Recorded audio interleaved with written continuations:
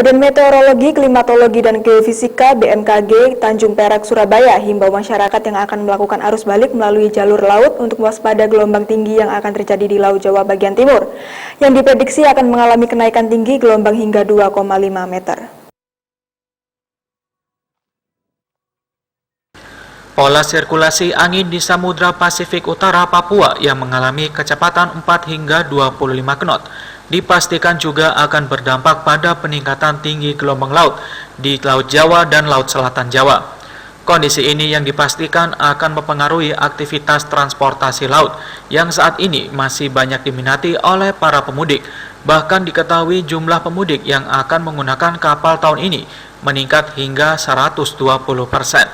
Dan dipastikan untuk jumlah arus balik pun akan ada peningkatan jumlah penumpang dan aktivitas keberangkatan kapal.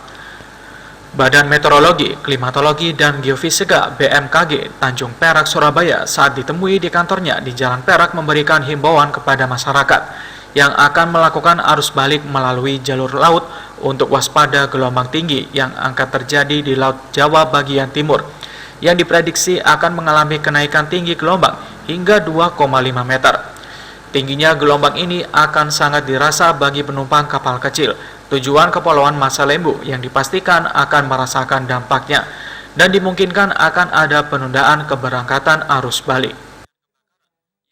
Jadi memang saat ini kondisi gelombang cukup tinggi akibat adanya perbedaan tekanan di Australia dan di Asia sehingga memicu peningkatan kecepatan angin yang dia pergerakannya searah dengan sepanjang Laut Jawa sehingga memicu peningkatan gelombang terutama di Laut Jawa bagian timur sebelah timur Masalembu dan juga sebelah selatan Kalimantan.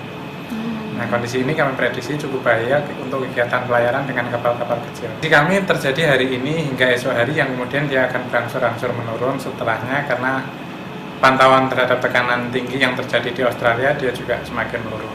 Namun kondisi ini masih tetap bahaya untuk di wilayah selatan Jawa Timur.